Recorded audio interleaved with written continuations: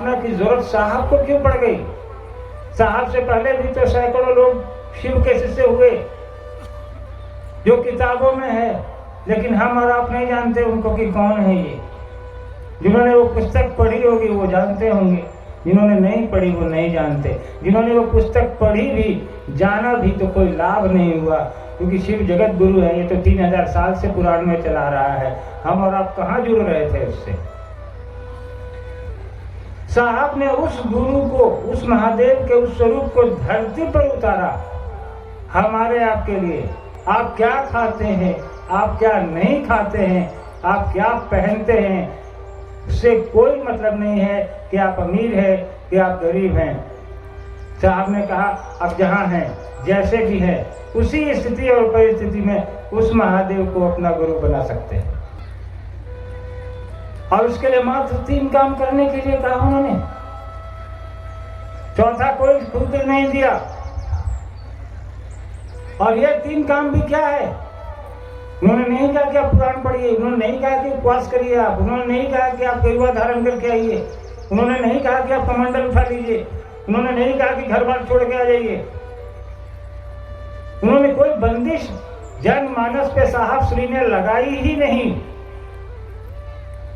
वो लगा भी नहीं सकते थे, क्योंकि पूरी सृष्टि तो महादेव की है। महादेव अपने पास आने से किसी को रोक नहीं सकता, उसको ये कह नहीं सकता कि तुमको ये करके आना होगा, क्योंकि वो तो जगत गुरु है।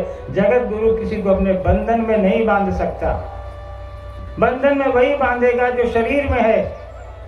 जैसे मुझे आपने अपना अगर गुरु बना लिया और मुझे अच्छा लगता है कि गुलाब का फूल बहुत खुशबू देता है, तो मैं कहूँगा, मैं शिष्यों से कहूँगा कि आप मेरे लिए गुलाब का फूल लेके आइए, क्योंकि वो मुझे पसंद है।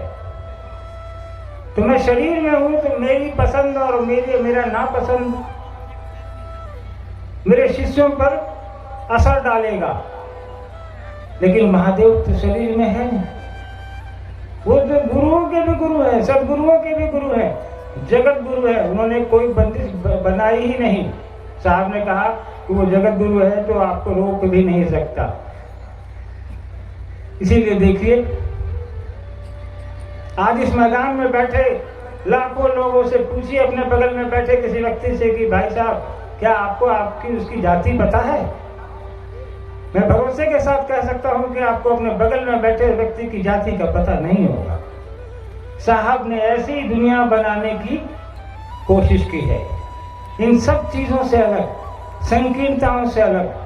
कौन क्या है, नहीं है, कैसा है, सारे लोग महादेव के लोग हैं, शिव के शिष्य हैं, तो हमारे अपने हैं। एक ऐसी दुनिया जो महादेव की परिधि में रहे। मंदिरों में तो हम और आप हजारों साल से जा रहे हैं, परिणाम आपको हमको पता है, देख भी रहे हैं, भुगत भी रहे हैं, आगे भी जाएंगे। हमारे पूर्वज गए, हम भी जाते हैं, हमारे बच्चे भी जाएंगे, उनके बच्चे भी जाएंगे। मंदिर जाना बुरी बात नहीं है, लेकिन मन का परिमार्जन तो गुरु ही करेगा। उस महादेव की पूजा करने जाते हैं जिसको हम लोग उस मंदिर में बैठा समझते हैं, और जाके अपने लिए आशीर्वाद मांग लेते हैं कि बच्चों को अच्छा कर दो, हमें अच्छा कर दो, दुनिया को अच्छा कर दो। लेकिन दुनिया में चलना कैसे है इसकी समझ उसी मंदिर में बैठा महादेव का गुरु स्वरूप हमको आपको देगा। साहब ने कहा उसी महादेव से जिससे अपने लिए बच्चा मांगते हो, सुविधा मांगते हो, घर मांगते हो, गाड़ी मांगते हो, एक और रिश्ता जोड़ लो, वो है गुरु और चेला का। भगवान के रूप में हम उपवास रखते उनको पूजा कर देते हैं, बेलपत्र चढ़ाते हैं, मिठाइयाँ चढ़ाते हैं, जो भी मन किया जिसकी जो क्षमता है। साहब ने कहा गुरु के रूप में तुमको कुछ देना ही नहीं। साहब ने कहा मात्र 3 काम करो, दया की याचना करो, नमः शिवाय से प्रणाम करो, और अपने आते जाते दोस्त मित्र रिश्तेदार जो भी मिले उनको खाली बता दो कि महादेव मेरे गुरु है, आपके भी हो सकते हैं। 3 कामों में से 2 काम तो हम और आप अपने लिए कर रहे हैं। प्रणाम हम अपने लिए करते हैं, दया हम अपने लिए मांगते हैं। एक ही काम है जो हम अपने गुरु के लिए करते हैं, उनके गुरु स्वरूप की स्थापना जनमानस में हो उसके लिए करते हैं, और वो है लोगों को बताना, लोगों को शिव की शिष्टता की ओर प्रेरित करना, लोगों को उसको ले चलने का प्रयास करना। तो साहब ने कहा और हमने आपने किया। दीदी ने साहब का हर कदम पर साथ दिया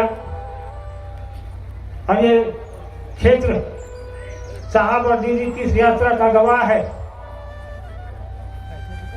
साहब और दीदी ने जो शिव के गुरु स्वरूप को स्थापित करने की यात्रा शुरू की, वो इन्हीं क्षेत्रों से निकलकर बाहर आई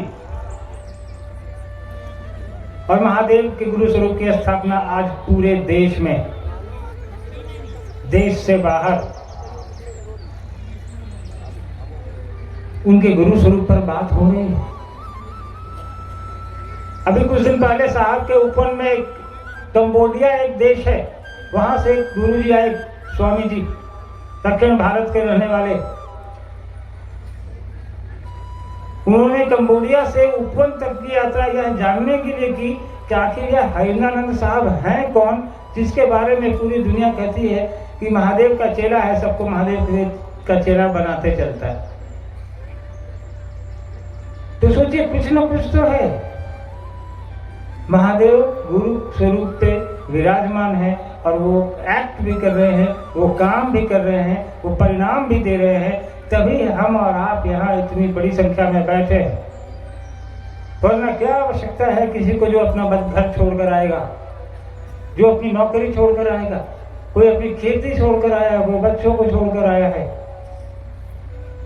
आपके पैसे लगे हैं यहाँ तक पहुँचने में, समय गया है, ये ऐसे ही नहीं गया है। ये महादेव के गुरु स्वरूप से आपका जुड़ाव दिखा रहा है, आपको दिखा रहा है कि महादेव का गुरु स्वरूप कितना कारगर है। हर व्यक्ति के दिल में अपनी अपनी अनुभूतियां हैं उस गुरु के लिए। हर व्यक्ति के दिल में है कि वो अपने गुरु की बात दूसरों से करे, तभी आप यहाँ आए हैं।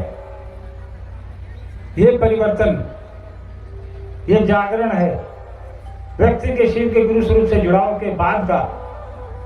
तो हम लोग चाहेंगे कि यह यात्रा अमृत चलती रहे। हमारा आपका चलना जरूरी है।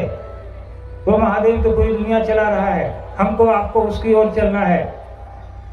साहब ने चलने का तरीका बता दिया, रास्ता दिखा दिया, कहा कि आओ चलें शिव की ओर। साहब ने कहा आइए मेरे साथ चलिए। तो साहब ने यह नारा ऐसे ही नहीं दिया, आपको साथ लेकर चलने का आह्वान किया है, बोला है और चलने का तरीका भी बता दिया। तो हम लोग उम्मीद करेंगे कि साहब की यह जो यात्रा है, दीदी का जो उसमें साहब के यात्रा में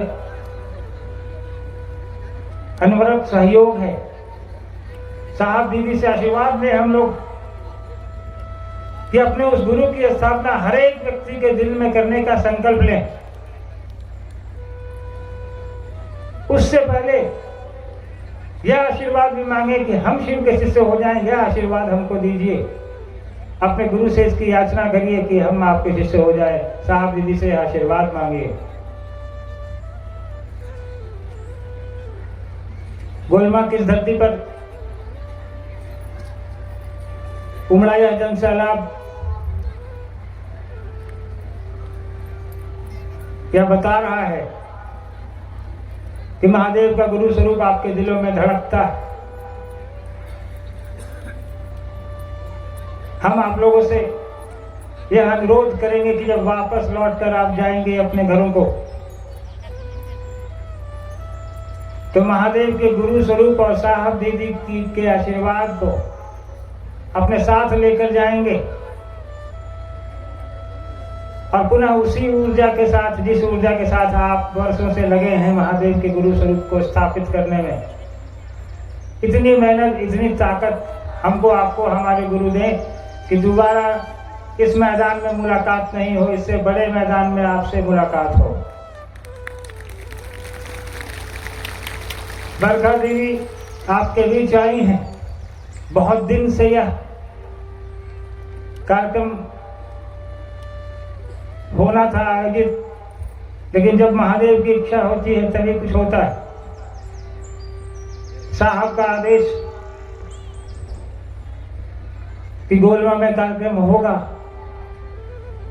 आज साहब शरीर में तो नहीं है, लेकिन यहाँ उपस्थित तमाम गुरु भाई गुरु बहनों के माध्यम से साहब और दीदी यहाँ उपस्थित हैं।